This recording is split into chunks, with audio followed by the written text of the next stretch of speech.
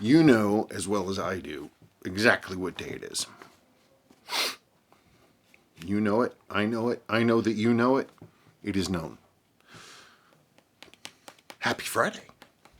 Super duper duper uber windy. Like crazy, crazy windy. Like wild west. Like tumbleweeds rolling sideways crazy. Like no exaggeration. Lots of tumbleweeds around here, but a lot more up in Wyoming. Boy, you want to see tumbleweeds, you go up there. But the great thing about it is, of course, I finished the garage and I was just nuts about chasing down air leaks because I wanted to be able to control the temperature. And I have to say, it's amazing. You're in there and it's just like, you don't feel anything. It's awesome. That's a little high. Isn't that better? Yeah, I'm gonna lock that in place. I don't know, not much else going on. It's Friday, sun's still up. I'm actually trying to get this done before midnight. Oh, wrist check. Okay, wrist check. I still haven't put my shelves up, so whatever. In any case, I'm actually two-fisting it this evening. This segment is, I guess everything's relative, and it's relatively later than it will be in just a moment. Anyway, 6119 8090. And this is that, you know, cowpoke, yeehaw, bow-legged case style. I don't know why it looks like that to me, but anyway. But 6119. This is I don't know. It's cool. It's all original case finish. The only difference was no, wait, no, there is no difference. Sorry, I was about to get confused. I really like this handset so much so that I actually put one of these handsets on my other watch, my 6218 8971. I just love this watch. But one of the things I did not like was the fact that it was JDM and it was not loomed. And that kind of bugged me, actually, because I really wanted to wear it more. Damn it. I'm trying to get a good angle here. It's really hard to do this on with your right. I'm about to have a disaster. Here, how about this?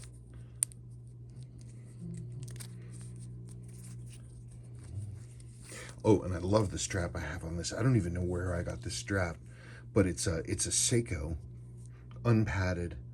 I wish I could buy 30 of them. It's just the perfect strap. I found more and more, one of my big things, I don't like having my wrist constricted, and padded straps always make it look too big, so you have to tighten it down to make it look smaller, which makes it constrict more. Just not my thing. What a watch. That's a watch for the ages. See? It's still Friday. Oh, I've decided I want to add something to the lineup that I don't actually wear. This I've had for a while. I think that's the one I want to try. I wish I had a better insert, but hey, you know, this insert ain't bad. Every time I look at this blue, I'm like, that's pretty cool. I think so.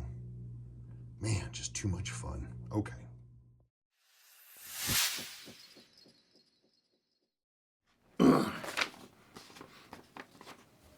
Oh, I did forget, though, one thing I thought was funny. Well, it's not funny, nothing about this is funny, but it's sort of darkly, tragically amusing, I guess.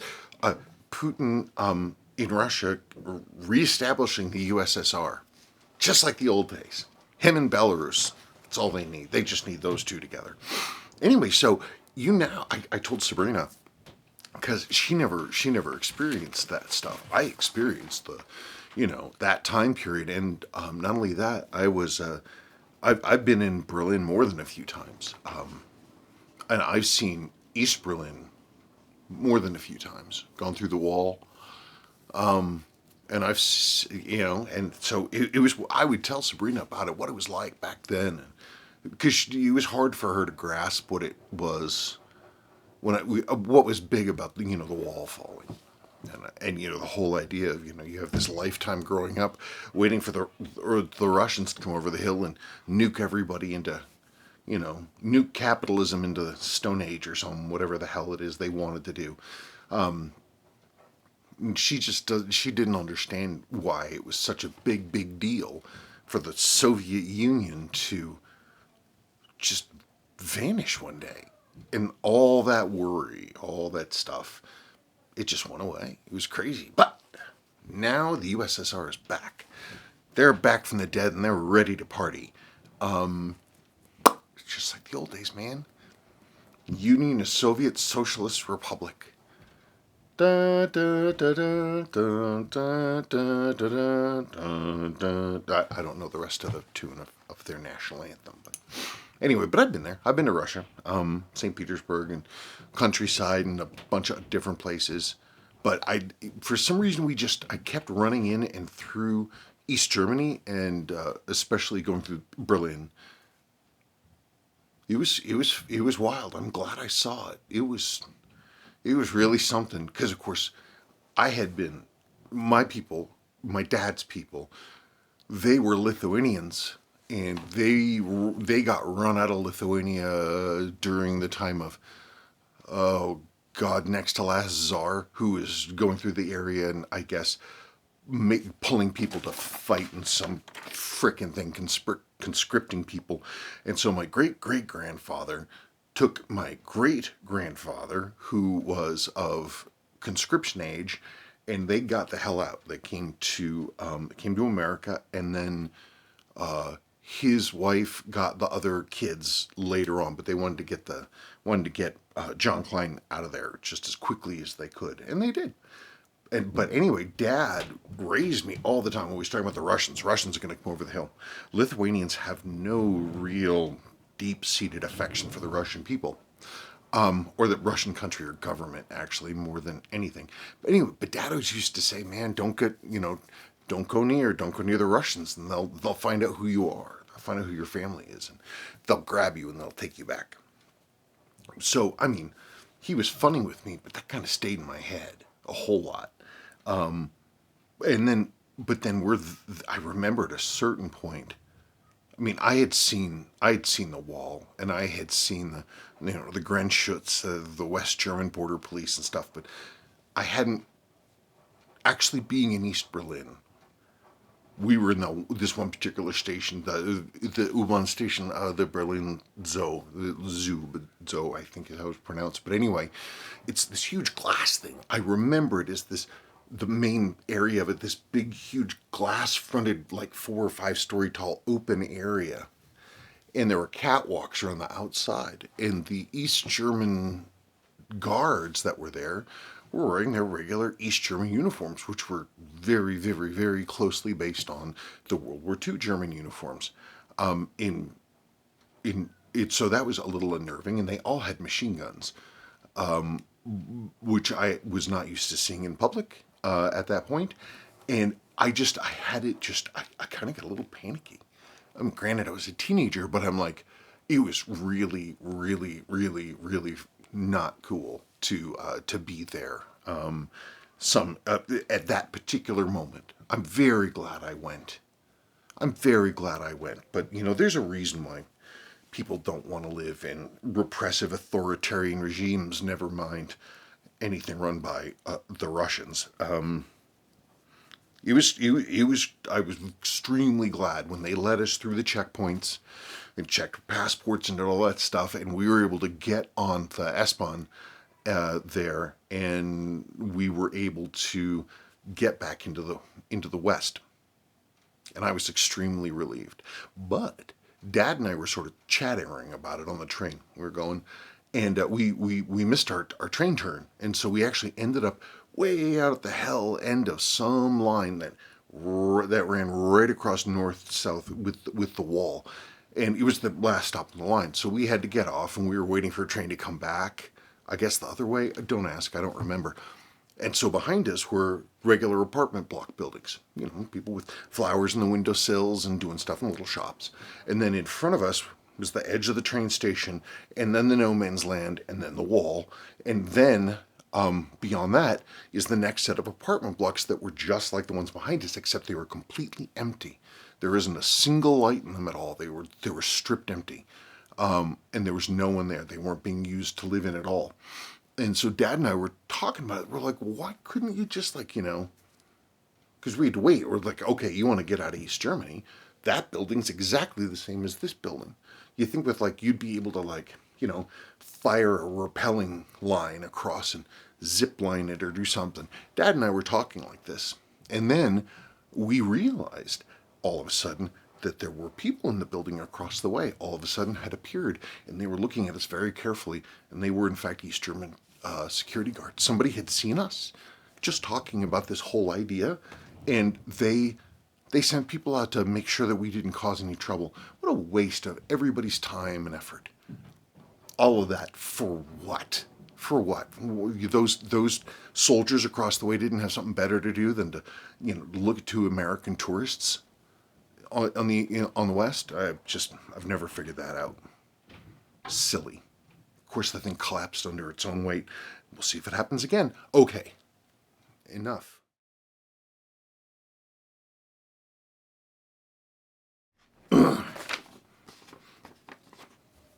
Oh, I did forget, though, one thing I thought was funny. Well, it's not funny, nothing about this is funny, but it's sort of darkly, tragically amusing, I guess. Putin in Russia reestablishing the USSR, just like the old days. Him and Belarus, that's all they need. They just need those two together. Anyway, so I told Sabrina, because she never experienced that stuff. I experienced that time period, and not only that, I've been in Berlin more than a few times, and I've seen East Berlin more than a few times. Gone through the wall, and and so it was. I would tell Sabrina about it, what it was like back then, because it was hard for her to grasp what it was. What was big about the wall falling, and the whole idea of you have this lifetime growing up waiting for the Russians to come over the hill and nuke everybody into nuke capitalism into the Stone Age or something, whatever the hell it is they wanted to do. She didn't understand why it was such a big deal for the Soviet Union to just vanish one day.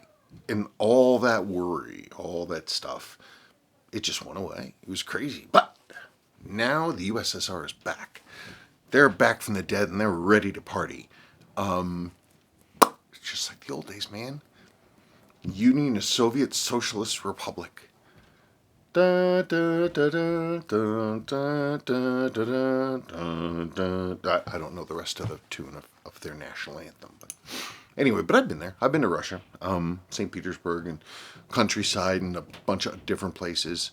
But for some reason, I kept running in and through East Germany and especially going through Berlin. It was wild. I'm glad I saw it. It was really something because, of course, my dad's people, they were Lithuanians. And they got run out of Lithuania during the time of, oh God, next to last Tsar, who was going through the area and I guess pulling people to fight in some frickin' thing, conscripting people. And so my great-great-grandfather took my great-grandfather, who was of conscription age, and they got the hell out. They came to America, and then his wife got the other kids later on, but they wanted to get John Klein out of there just as quickly as they could, and they did.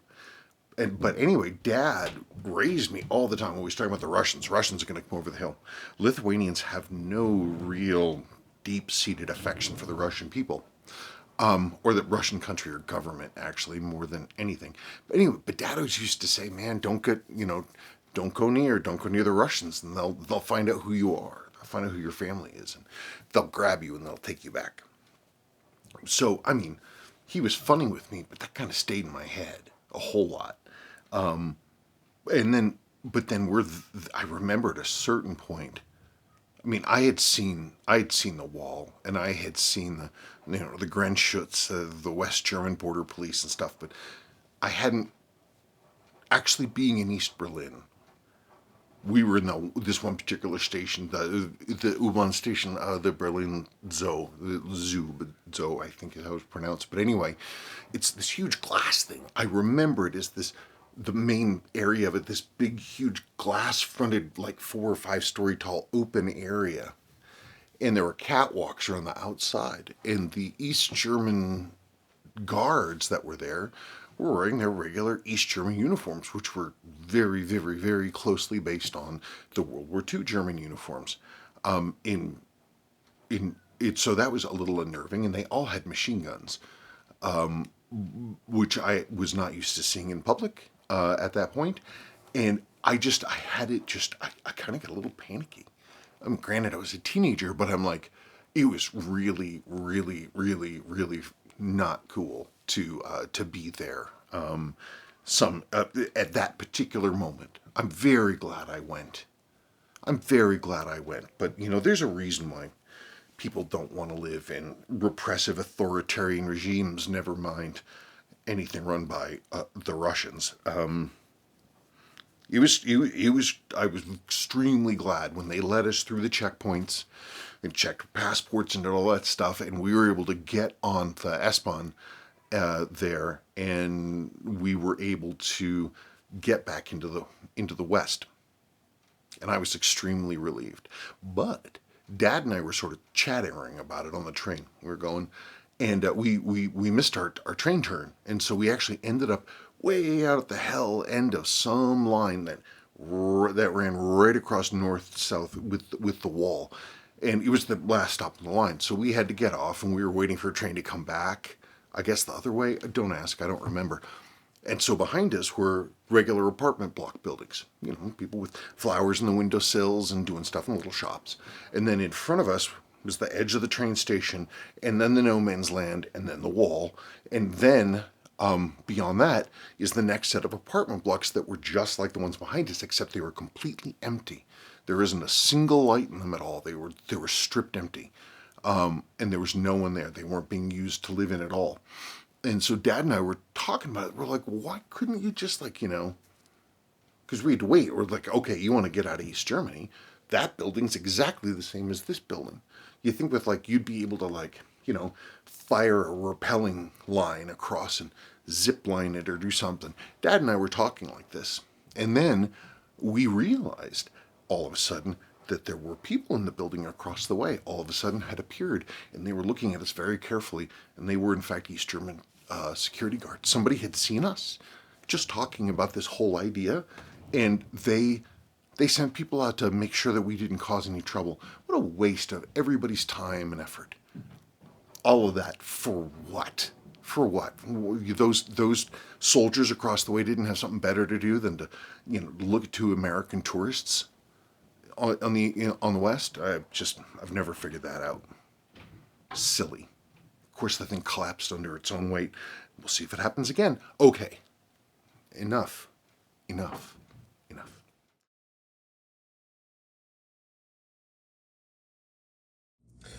And now, an impromptu, even more than normal segment, Oddity of the Week. I was digging through stuff. I've been reorganizing a lot of my drawers, going through a lot of my stuff, and checking things that I maybe put away a long time ago and just didn't really think about a whole lot anymore. And I found this. And I was looking at it, and it just so happened that I was looking at this at the very same time that I was looking at an original 62 MAS style. And I was sitting here, and I was looking, and I was like, well darn. The shape of the loom markers in these, not the cardinal ones, but these 2 here, the loom shape is exactly the same as this. If these had fat marker surrounds and this had a more cardinal thing, I would have noticed it sooner, but I kind of didn't. And I don't know. I think it's kind of cool. So I pulled it out. Like I said, I was organizing and then I saw it. Maybe if I get in here, I'm trying to think what I can do to make this so anybody can see what the heck is going on.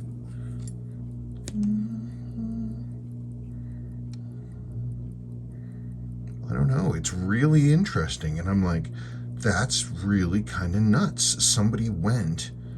I mean, I suppose, I mean, it's possible it's just random, but this is basically a Seiko. It's made by Seiko Instruments. Isn't that nuts? And but it's got like a 6309 or 7002 style slim case twin marker. It's got these nice big hands. And I was looking at it, and it adheres to one of my things that I just drives me nuts about modern Seiko, and this one doesn't have it. Well, it has what I want, which is that the hand surfaces are completely flat, absolutely razor sharp. The only thing that sucks about these markers, though, or this thing, the hands are loomed, but these markers are not. So I don't know what to think about that. It's all stainless steel. It has a unidirectional bezel. I think it's even 120 clicks. These are actually machined in, so if the paint ever got worn out, you could just infill it again and it'd be fine. The movements on these are a VX43, which I made a casual glance, and it reminded me kind of like a 7N movement, you know, real basic, no Joules movement.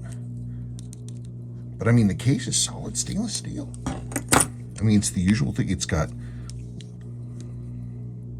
look at that. Well, movement Japan anyway. Water resistant, 10 bar, pulsar. I don't know what years these came out, but this was the 6th year of that decade, the 8th month. Yeah, it looks real clean inside, doesn't it? And actually, look at that. Look at the crown.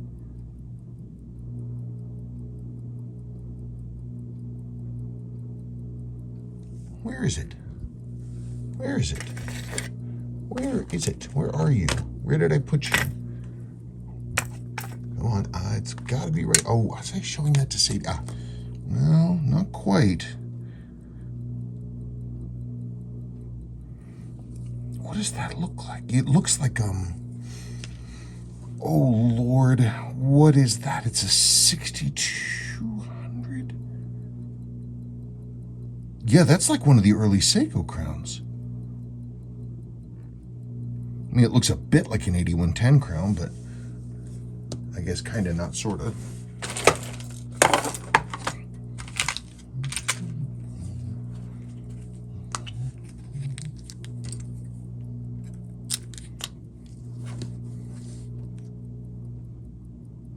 No, it looks like one of the older ones. God, it'll come to me. But unless it's an accident, it's referring, I mean, stylistically referring to.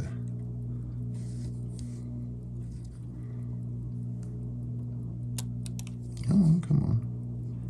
I'm not actually silly me. I'm not even sure what size. Would you get out? Okay, we got us a dead battery. That tells us the way. Maxell. Hey, look at that, though. It didn't leak at all. That's, oh, crap. Here I am being a fool.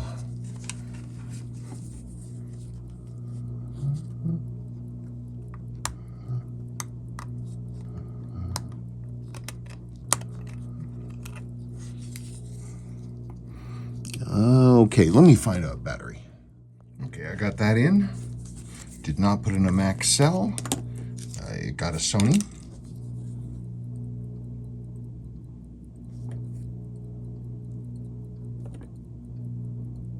There she blows. Oh, that's 429, yeah? Ooh, upside down.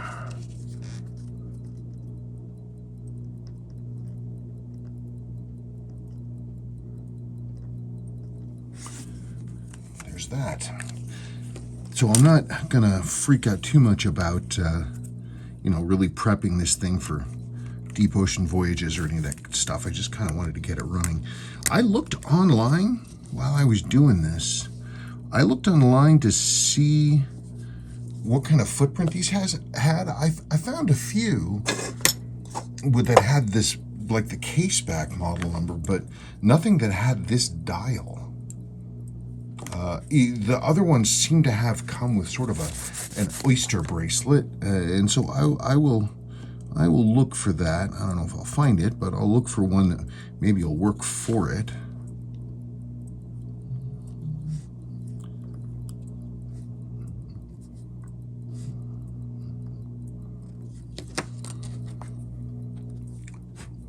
Because I think that it's either that or I think or a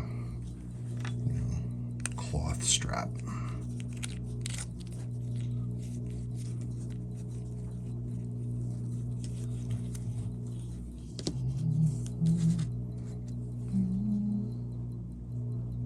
Okay, want to put on a time grapher? Let's do it. Okay. Let's fire up the old girl. First we've got step. This has got to be on step. That's correct. I pre-mark all my levels to hopefully keep my brain in gear. I think so. Now we get to... Ooh, nice clear signal.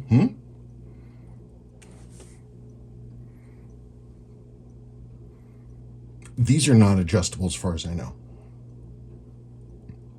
I mean, I'd be shocked if this thing had a variable trimmer.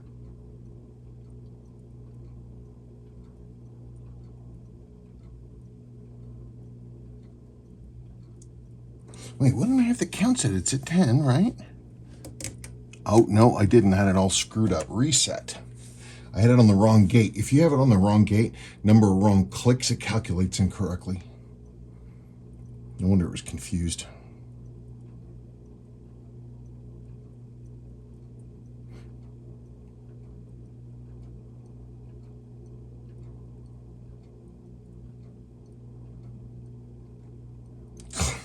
That's not bad. That's losing 6/100ths of a second per day. I mean, we just saw a big variance there. I mean, it jumped a lot, but, and that's gaining 5/100ths of a second per day.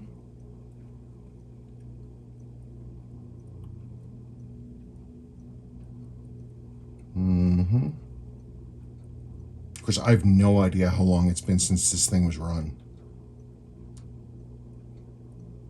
So it looks like we're gaining some time, But that's still only, right now, that's, what,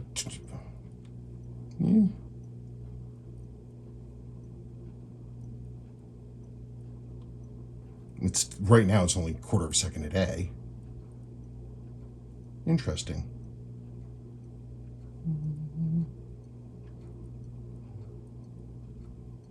But still, it's under a second a day.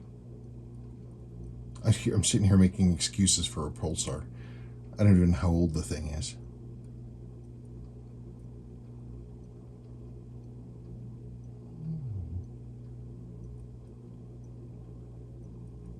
Are you gonna? Is your accuracy gonna drop? Or are you just gonna keep gaining? Oh no, you're dropping, huh? Well, I have to say I'm pretty impressed, and I am amazed about the dial markers. That's just nuts. It's so cool. Okay. Oh, probably should, for the folks at home playing the home game, let's I guess let's mic it up. You want to know what we're talking about?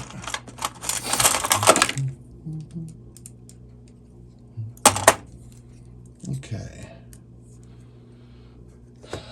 Let's see what we got.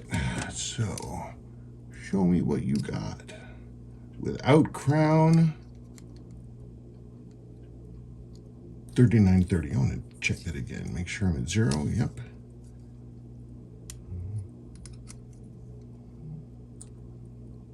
$39.10. So it looks like it looks bigger than that. Doesn't look to be 39 for real. Side to side. Yeah, 38.98, just a little bit less for that bezel there.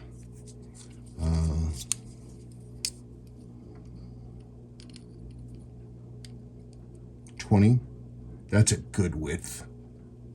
20 millimeters, that's a good width. That's nice.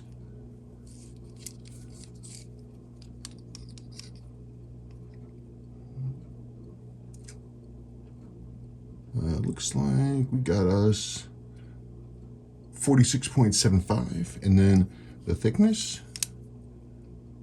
just shy of 11 millimeters. It's got date 8, and again, it's only loomed on the hands, but you know, and it's got a glass crystal too. Not even a plastic crystal. I mean, not you'd expect it to be, but that's a lot of bang for the buck. If anybody knows any more about this specific model, please let me know. Thank you. Well, something happened. Clearly, you know about it. I don't. I'll know about it when I finally get around to filming those segments.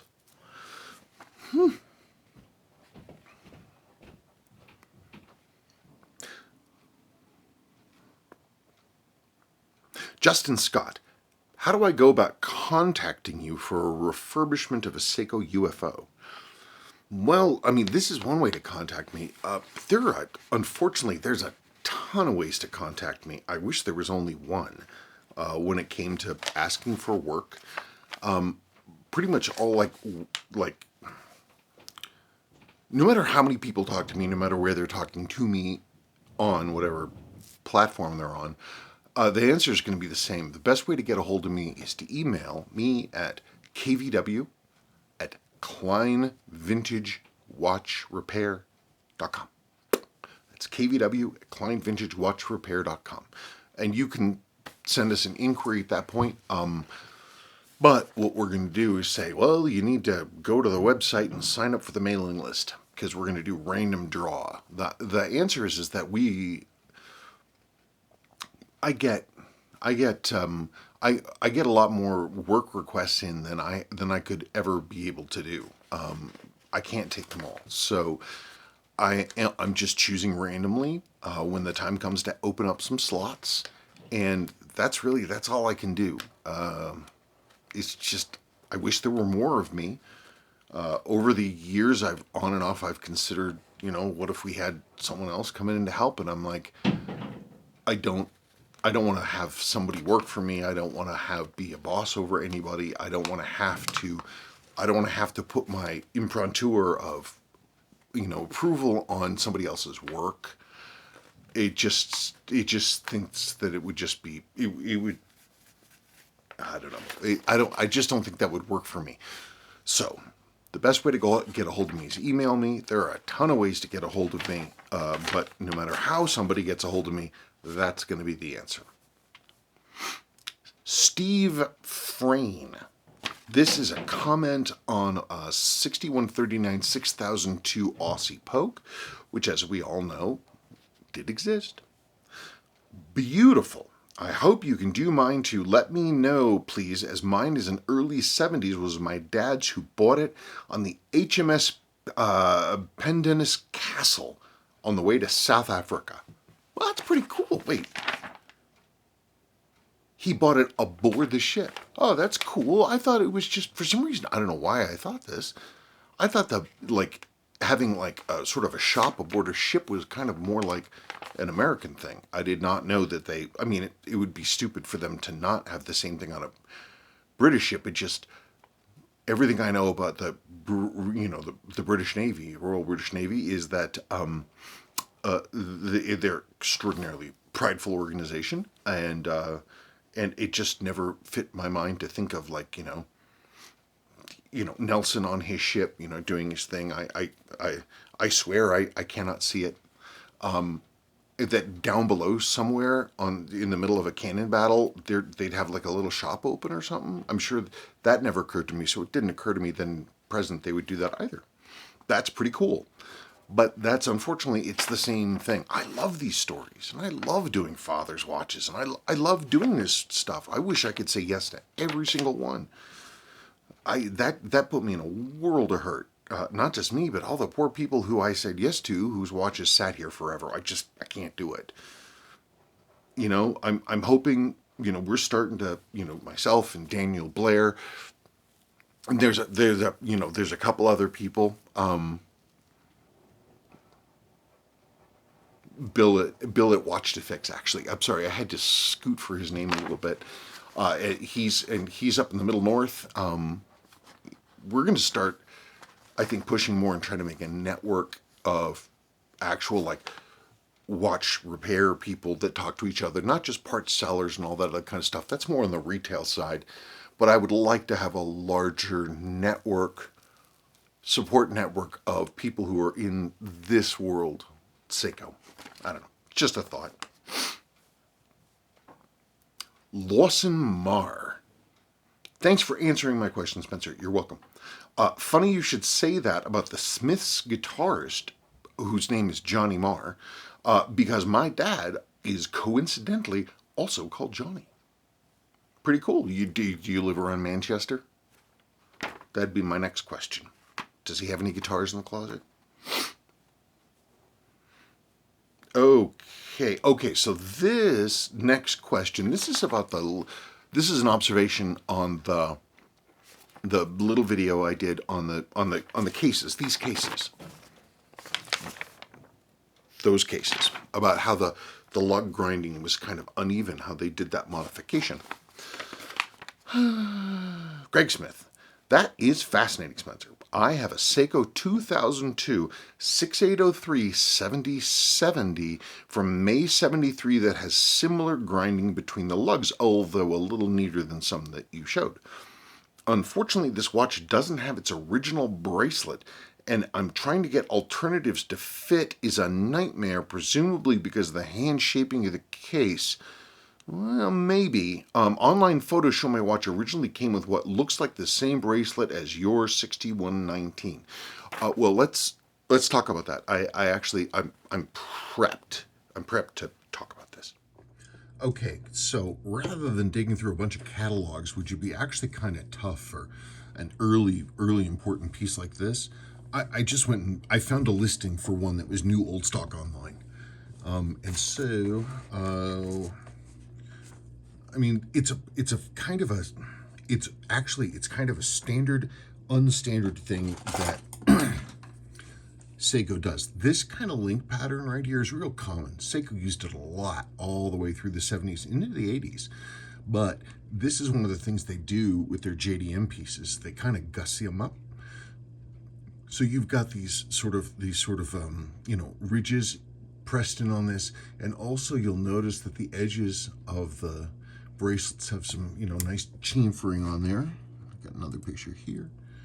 You can see, darn it.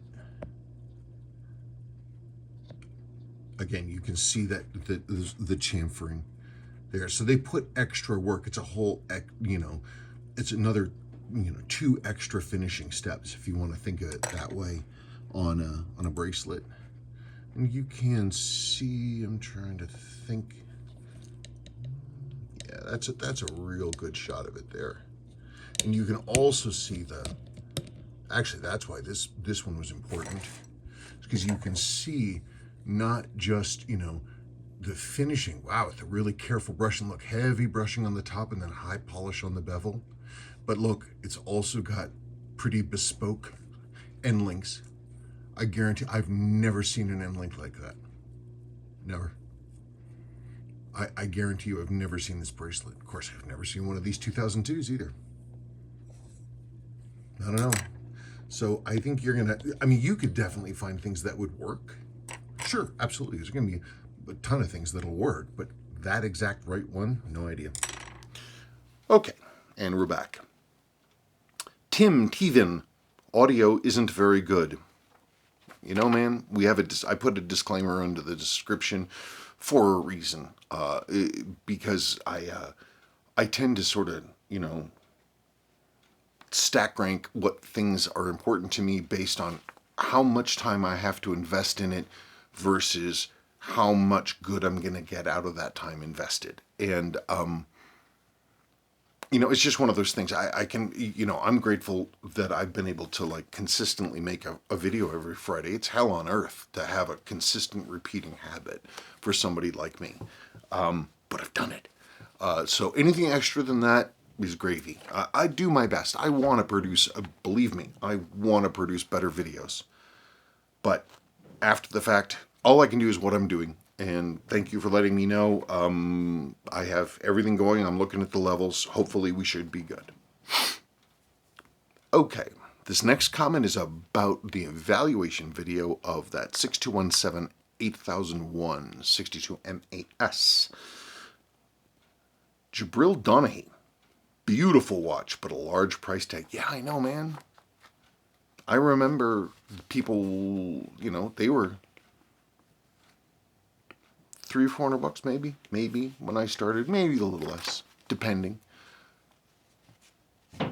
It was, you know, back in the day, you could get them. You really could. It wasn't hard to get them at all, and they were pretty reasonable. You know what they're bringing now is like what, like $3,000, $4,000. If they're nicer, people are asking more. I mean, depending on the watch. I love them. I love them. I don't know why I always sell them, but whenever I have one, I always sell it. And every time then I get in the next one, I look at it and I'm like, why did I sell mine? I think I've owned and sold 10 of them.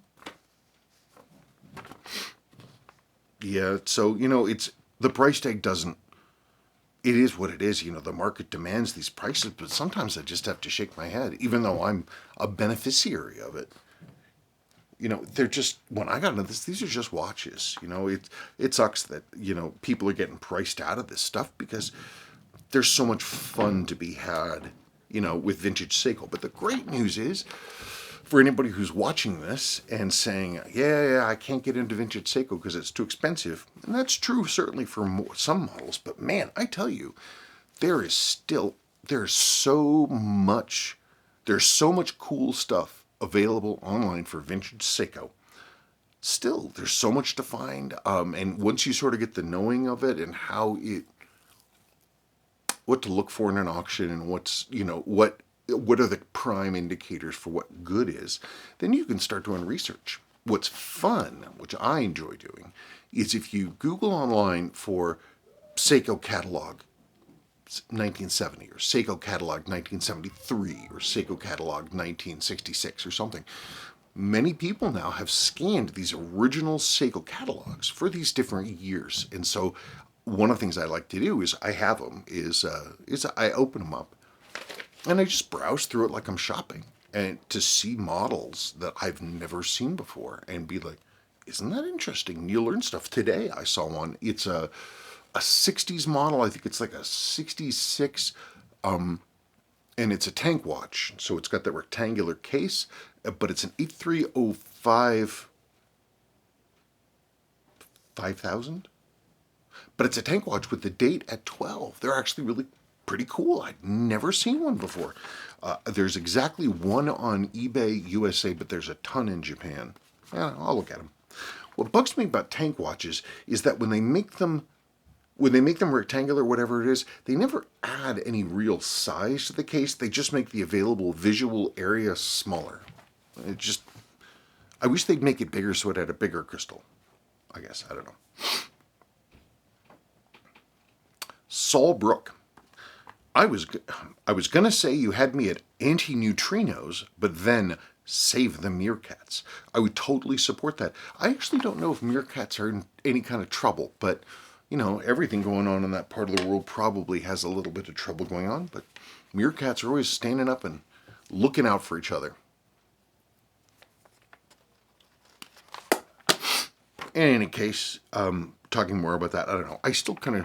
I don't think I really understand. I was talking about Save the Meerkats, talking about for anybody else who's curious, as opposed to Seiko's Save the Ocean watches. And I always was like, Save the Ocean, you're going to buy a brand new product made overseas and have it shipped to you, and talking about saving the ocean and also the packaging and all that kind of crap. So I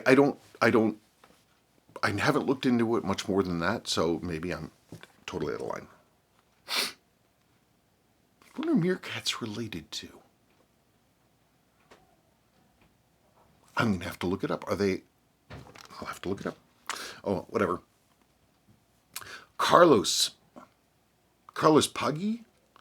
Pagi? P-A-G-I. I've said your name before. If you told me how to pronounce it, I don't remember. I'm sorry. Doing my best. I should have researched this a little bit more. Carlos, I should have looked at which video you were commenting on. A thoroughly enjoyable installment and even included my new favorite cartoon sound. What's your new favorite cartoon sound? I love cartoon sounds. I hope the meds settle down soon. They're getting better. And that the Meerkats remain safe. We can but hope. Thanks very much. Thank you. I want to know what that cartoon sound is. Okay, next question. Denny Salg. I'm hoping that's correct. I have been wondering for ages why Seiko won't release quartz chronographs inspired by the 6138 and 6139s. I wouldn't necessarily want a Pogue or a Panda, they're too iconic, but there are so many variations that I'm sure they could release a few throwbacks to other models. Instead, we get models inspired by other brands' iconic designs. And that's true.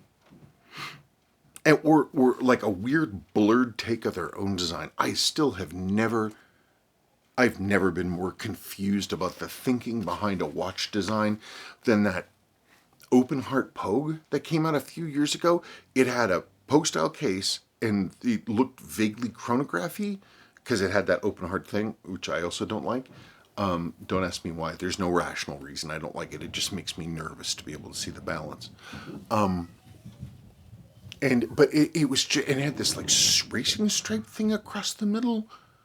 It was very strange. Like it was like whoever designed that, I was like, what were they thinking? That was wacky. Okay.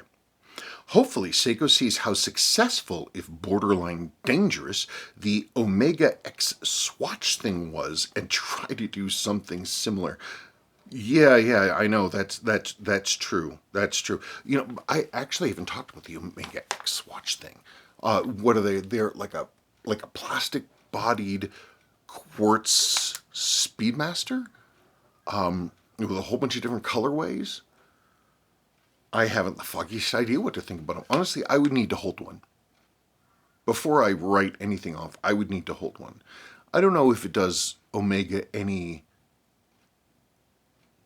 favors to be associated with a low-cost plastic-bodied watch with a quartz movement. I don't know that is something that gives people that warm, fuzzy feeling of quality that Omega would like to be, associated with. I don't know. It's interesting. I would like to see one. I don't think they're terribly expensive, and man, I'll say that for them. At least they're not, relatively speaking, terribly expensive. What are they, $300 or $400? But it's still what, a plastic watch with a quartz movement. So I don't know. I'd like to see one though. Before I say anything, it's easy for me to huff at it, but I'd like to see one. I don't know who they would cross swords with, because Seiko only does, well, I don't know. I don't know who they could join up with. They should do Seiko Mitsubishi, and they could talk about street racing with, that kind of crap. Yeah, or like a Skyline-related model. Wouldn't that be cool? Okay, on with this same thing from Denny Salg. On the automatic side, we get to see the NE86 movement given to other brands, but we don't get an affordable Seiko branded chronograph. That is true. The only interesting automatic chronograph was the SRQ 029, but it was expensive, and I never found one to look at in person. I had one of the other SRQs. Nice watch. I have a review of it on the channel. It was a nice watch. The cosmetics were excellent. Beautiful, beautiful cosmetics. The watch was a little thick because of how Seiko did that movement with the module bolted onto the front. But, it's a good watch. The only reason I don't still have it is that it was brand new. Mine was brand new, and I like the strap didn't even have a crease in it, and I just couldn't bring myself to wear it. And it was worth too much money, so it's like I'm not really gonna wear it a whole lot, and I just leave it like that. Maybe I'll look back for one of the pandas, the new panda ones, that's had a few miles put on it. Hopefully, the Seiko 5 GMT rumor is true, and we get an affordable Seiko GMT in the summer. That would be redemption for a few years when all we got in terms of affordable were endless variations of the Seiko 5. Yeah, I saw that. I don't know if anybody else has seen this, but it's like it's one of these Seiko 5 models, the ones that are kind of like the SKX 007, but they don't have a screw down crown. They do not have a screw down crown. They are bidirectional bezel. There's no pip in the bezel, and they have a ton of different colorways, right? But there have been pictures mocked up recently that shows one of those, 3 different colorways, I think, but as a GMT, 24-hour bezel that I believe is going to be dual, goes both ways there.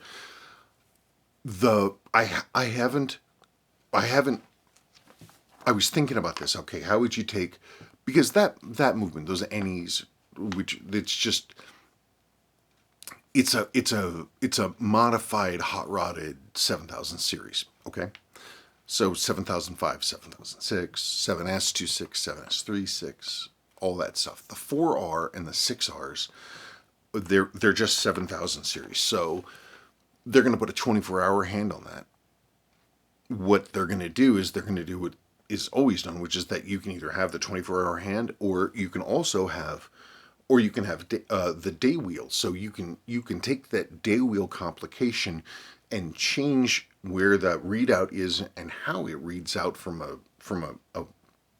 the day to an indicator, because both of those things kick over every 24 hours. And if that's the case, the hand should be. If that's the case, the hand should be. The hand is going to be slave to the watch. You'll be able to independently set the hand, just like you can independently set the day, but it won't move. It's not going to be continually locked. It's not going to move slowly and purposefully as it goes along. It's not part of the whole complication. It just basically tells you when 24 hours has passed. I'd be curious to see how they're going to do it. I'd be curious to get my hands on it and to see what other, 7X, XX watches and models might benefit from having a 24-hour hand. That'd be pretty cool. I know Saul Brooke is probably going to end up, I can't even imagine what Saul's going to do. He loves 24-hour hands. We'll see. We'll see about that GMT. The only thing I've ever seen are just like sort of the mock-ups online. That's it. Yeah, endless variations of the Seiko 5. Okay, next one. Mark. I have a broken Flightmaster. The bottom chronograph button is frozen. It won't unscrew. It just kind of spins. My watchmaker can't find parts. Can you help me, please, sir? I love this watch and it makes me sick thinking about it. Hey, I know you love your watch. I have been in your situation many times where something is wrong with the watch and I just feel ill. But, here's the thing. If you've got a broken Flightmaster, you get a broken Flightmaster, does it have sentimental value for you, that particular watch? Because, the parts aren't really made anymore. You can't really find them. But if you look and you can find related models or close models that have, those same cases. You could always see if you can get a second one that's in maybe better condition. I don't have one of those here in front of me to look at the screw down crowns. But even if I did, it's possible that I could repair it. But if it's stripped out something, that's a little much. And in that case, I would say you don't want to pay someone to try and fix that unless it was super easy. I would just replace the watch. Because even though they're collectible, there's still a lot of them out there. So that's my advice. If you have a strong sentimental attachment to the watch, that's another piece of business. But what you're talking about, sometimes you just want to...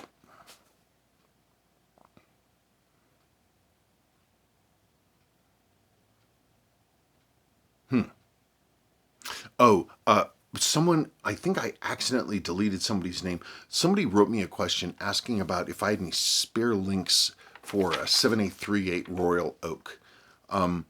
No.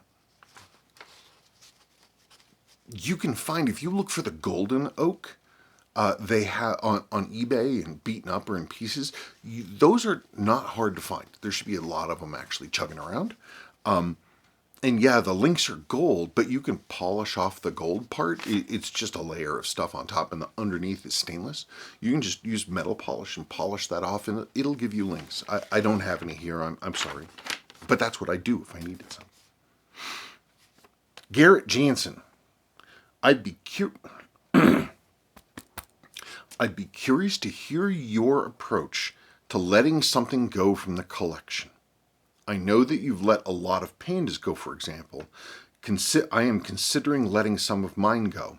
If I'm not wearing them enough, it's hard to justify keeping them. Yeah, it is. It's hard to justify keeping them. I have a ridiculously stupid amount of watches, and I have been ferociously trying to keep down everything that goes in. And I still have far more watches than really I would ever wear. Watches that stay. Watches that are truly rare for virtue of not necessarily a model, but also their condition. 6159, 7000. It's the rarer of the two variants. I bought it from the original owner. It's an original condition. I could probably replace this, but I really like this watch, and it's everything that I want, and so I can't imagine that I would ever be willing to sell it. I keep this one. This is a birth year, birth month, 6105 for me, and it contains the first 6105 movement I ever rebuilt. This is it's one of the few, it's the only 6000 series I've ever built that is in danger of overbanking. This thing runs at like 300 for amplitude. It's wild. And if it gets really wound up and you're really moving, I put it on there and it was like in the 320s. I don't know. I keep this one because that's how it came to me after it got service. Some watches I have kept simply because they were worth so much money, and I knew that they were going to be worth more. And that maybe someday when the time came, if I needed to dump them, I could. But that's rare. Most of the time I have watches, and I look at them, and if I look at a watch and I haven't looked at it for a while, I look in the box and I'm like, oh, right, yeah, I have one of those. If I do that, then I'm not going to actively sell it, but mentally I'll tag that watch as being one that can go. Sometimes people write and they say, hey, man, do you have X, Y, and Z? Maybe I do, maybe I don't. If I have it in the box right there, and I haven't been wearing it, then away it goes.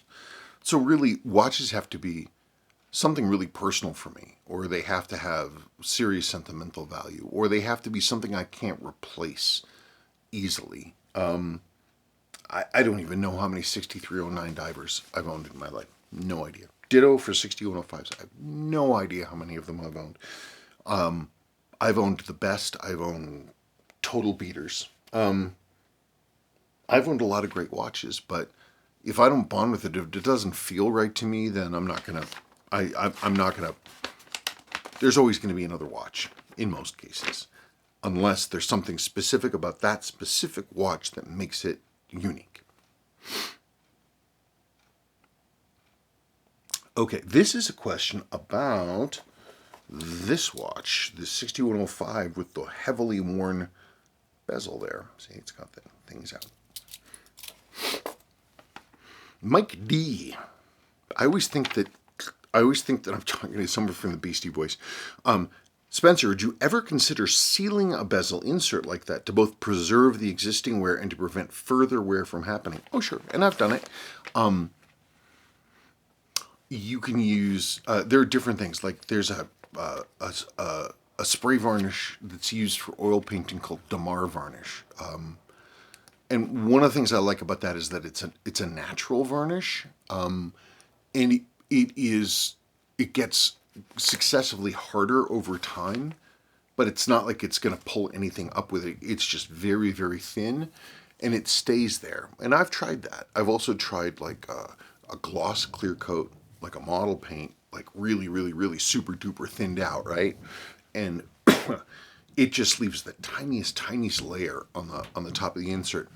But so these things work, but the problem is that it's still soft, relatively speaking, compared to the insert.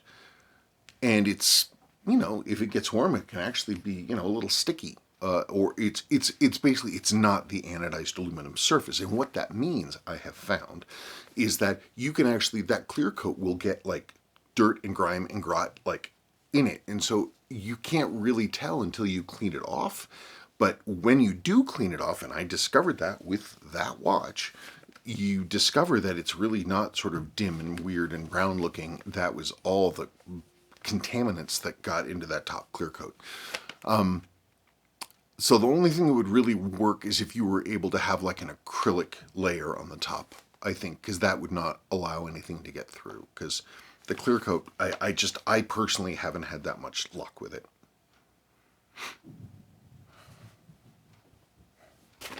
Oh, I'm holding it. I'm looking for this watch and I'm holding it. Jeffrey Albarando Rivera. In some video, I saw one guy load a 6216 movement into that case, talking about a 62 MAS. And if I'm not mistaken, 6216 have more joules than 6217. Yes, that is correct. The person that you're thinking of is Martin from Adventure in Amateur Watch Fettling, and he did. He made a Super 62 MAS with a 6216 movement in it, and it was pretty darned impressive.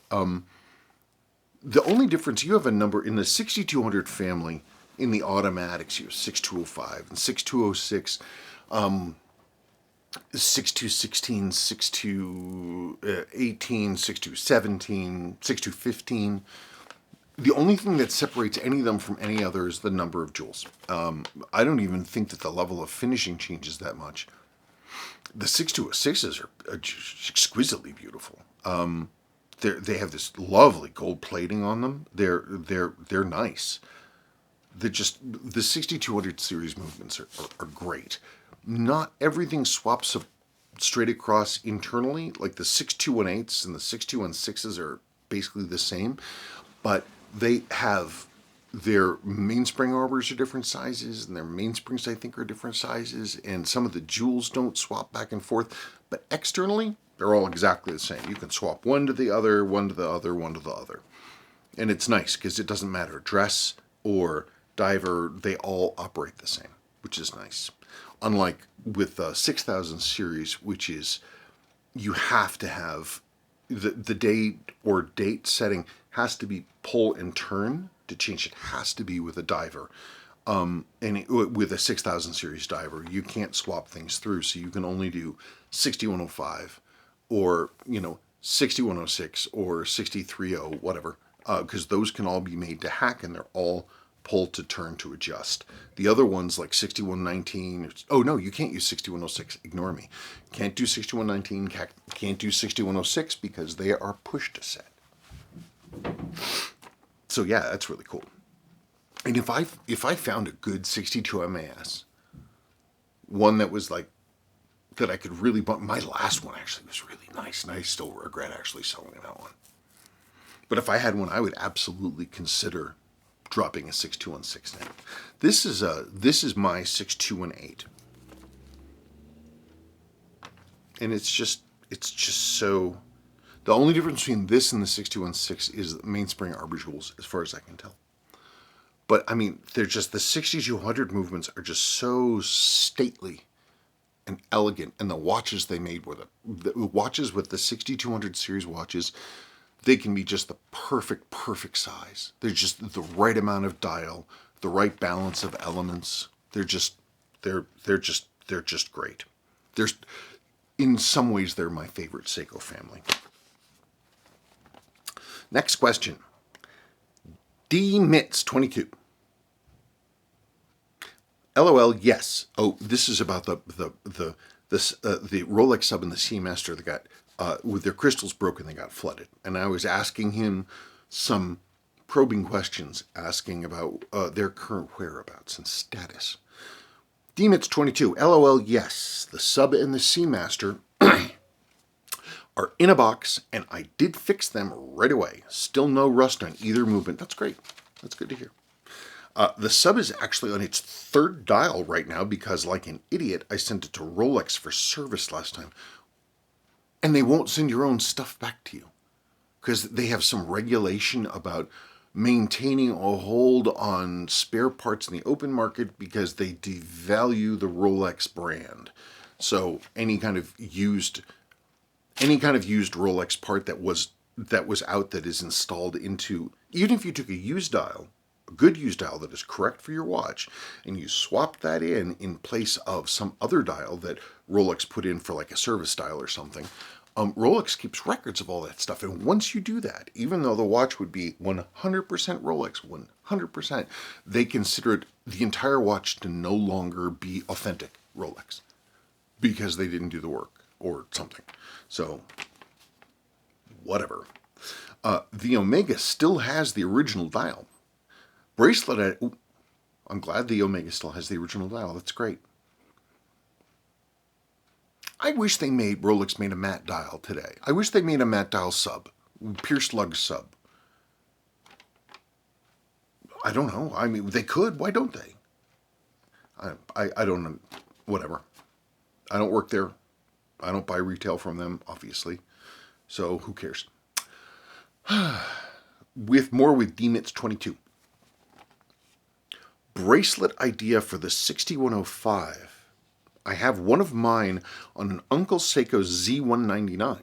I took the end links from an SKX 013, ground them and reshaped them to fit the 6105. To me, it looks perfect for the watch. Wonderful video this week. Thank you. Oh, you're welcome. I'll look at it. I don't often consider how a taper bracelet like a Z199 would look on the 6105 Willard style case, because they lend themselves so well to a straight bracelet. But I'll try it. I should have all those things. I know I have the Z199 bracelets. I should have those end links. Well, I'll try it. I'll see what I can come up with. And if I remember to do that, I'll have an update. Ooh, I wish I had some Captain Crunch. I wish I had a bowl of Captain Crunch. I don't think I had lunch. Okay. So this is VB, again, talking about the 62 MAS. I see these in auctions from time to time, and I always have to inspect them. Maybe a broken mainspring? I had one in a Citizen Leopard, and it did something similar. Can't wait to see the teardown. What's the deal with Citizen Leopards? Are they? I understand they're a higher grade watch, but are they sought after? Do they have a collector base? If anybody knows about the Citizen Leopard, please let me know.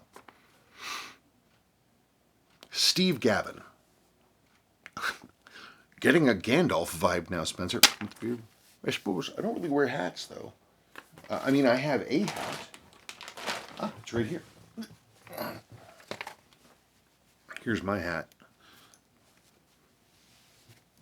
Not really Gandalf-y, though. Not bad looking, isn't it? I love that hat. It's just such a great hat. All I need now is a pipe. Did I put Granddad's pipe away? Oh no, it's right there. Here, Granddad's pipe. Isn't that nice? Old Briar.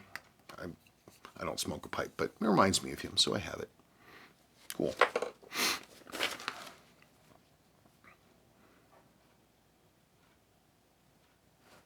Watch me draw. question for mail call. Does the 6306C 25 Joule variant, there's a 6306 25 Joule? News to me. I don't disbelieve you. Maybe I knew about it and I forgot, but if I've only ever seen them online if I've ever seen one. And I'm not sure that I ever have even seen anything. I've certainly never seen one in person. So, well, let me see what I can do. Does the 6306C 25 Joule variant have an upper and lower jeweled Arbor port? If it does, it may be a good candidate for a super Willard alternative. Oh, yeah. Hell yeah. Absolutely. Now, there's the 6349 movement. They are, they're identical in every way, except they have 4 die-fix settings, and they have, I'm not sure if it's upper and, I believe it is actually upper and lower mainspring Arbor jewels. So that's, again, that's a 6349. The only difference then, really, between a 6349 and a fully, like, crazy up-jeweled 6306 25 Joule is the hacking lever. And the hacking lever, you can take a 6306 hacking lever and drop it right into a 6349 and you're there. I will do some research. That's pretty cool. I'll do some research. And yes, it would be awesome. But it can be replicated based on what the assumptions I'm making. Now talking about the cases, the reworked watch cases. I think the 6119 cases were reworked to accommodate for the abundance of the straight and links and bracelets. Many people wearing those old man stretch bracelets. I also love the angle reworked between the lugs to look like a GS or an LS. Nice touch. Come to think of it, I have several Diny cases from the same period that look to be reworked in the same way.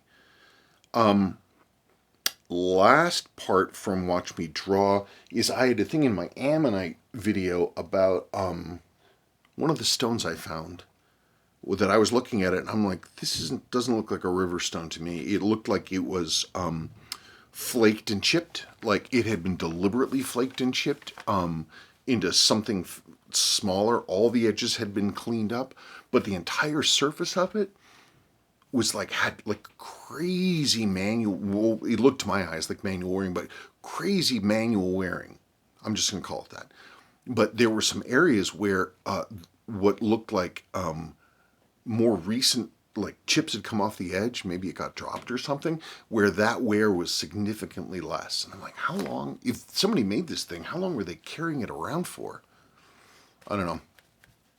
This area here is famous in terms of anthropology, paleontology, because this is where the first Clovis points were found. In fact, the first Clovis points were found a couple miles from my house, if that. This is a Clovis site. Where I grew up was Clovis. I didn't know that. I wish I did. How come I didn't know that? How come nobody told me that? Huh. Any case, but so I was like, we definitely had Clovis people here. Absolutely 100%. So, but I don't know what's diagnostic for this thing, and I've never collected points, so I don't know anything about it. Okay. I just discovered this sentence I think got garbled. Being just discovered a Metis Indian, you do have a point. I think what he's saying is, I just discovered a Metis Indian. The Metis natives were a tribe that was in Canada, middle central Canada, and into the northern United States a little bit. They're extant, but I don't know anything about that. Down here, I don't think. Here was Utes and the Cherokee, the Cheyenne. I mean, but and we know 14,000 years ago that the Folsom people were here, but I don't know. It's interesting. I was looking at it, and as you all know, I look at a lot of rocks, and I was looking at this rock, and I'm like, this is an unusual rock, not for what it's made of, but for all the working that it got.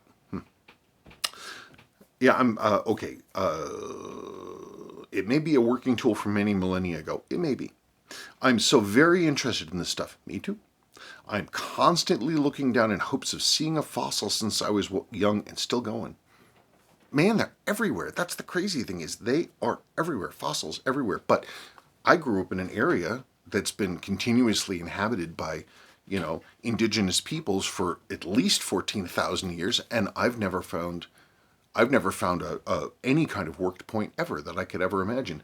But I have to think that the reason for that is because I didn't think that they were around. I didn't think that those points were common. It never occurred to me. So I've started looking, and I've started thinking and understanding where best to look for them, like a gully wash in the spring after a big rain, because it'll carry down rocks and it'll dump them in the edge of the wash, or in fields that have been plowed but not planted after a heavy rain. Apparently you can see them come out. The thing that really blew me away, because again, I've never seen any native stuff here, never.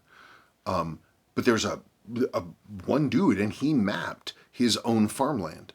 And it wasn't a big chunk of land, but he mapped it, and every time he would find a point or something, he marked it down, and he must have found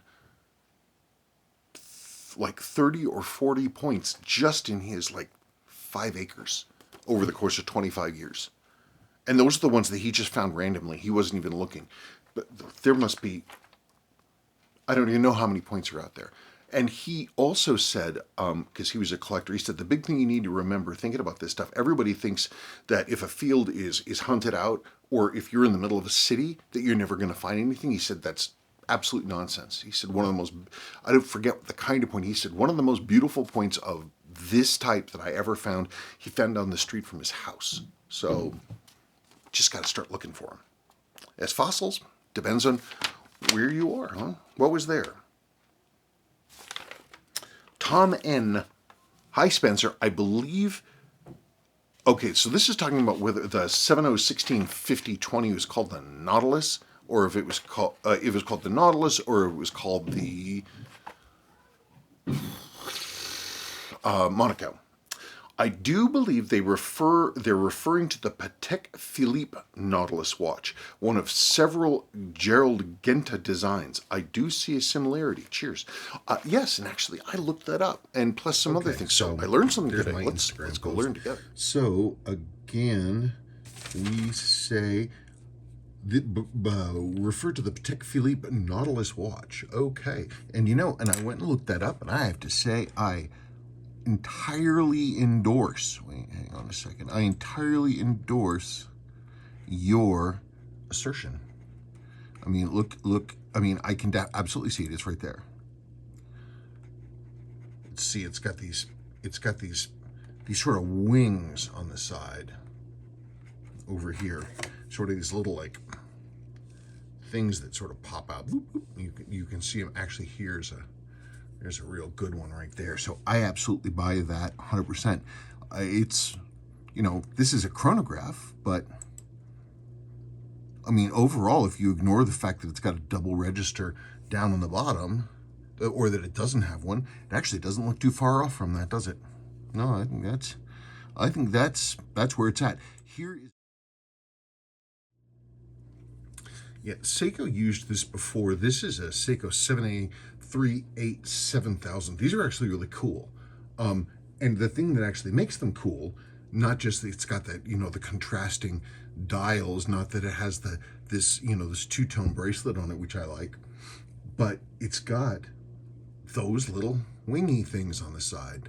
So this too, one could call this with absolute 100% confidence the Seiko Nautilus. I've always wanted one. And I back the Nautilus thing 100% because that's the first thing I thought of when I went and looked up this Patek Philippe. That's the first thing I thought of.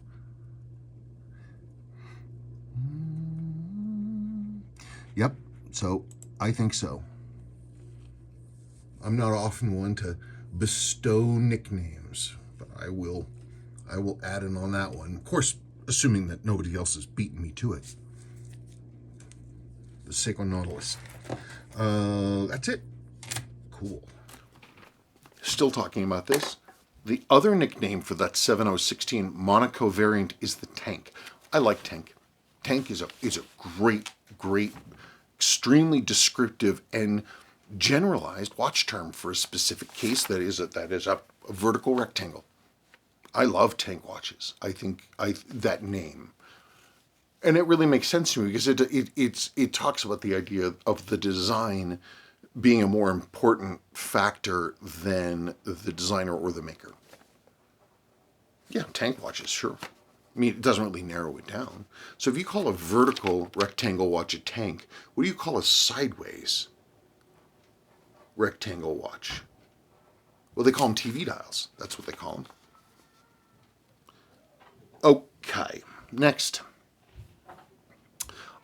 This person's name I cannot be pronounced. NGHDSJD.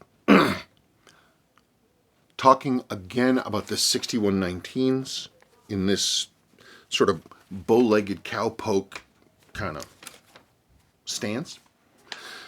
Hi Spencer, you mentioned this model not being produced for too long in the 1970s. It did die out with the 6119 though. I have a 6319 8010 which has the same exact case except with the crown at 3. Hands dial indices are the same. It's from 1977. Pretty early for a 63XX, I think. Yes, you're correct. Love the look. It was the first vintage Seiko I got and the one that also led to learning service watching yourself. Good. Great. Yeah, there were a bunch of different ones. There was a 6106 version. The 6106 version that used this case also had, it had like a MACV SOG style dial, but it was a Seiko 5 one. For a very, very, very long time, all the old guys said, no, that's not a MACV SOG. But I have seen reports or talked to people since then that say that it has. I cannot remember if I still have the guy's information.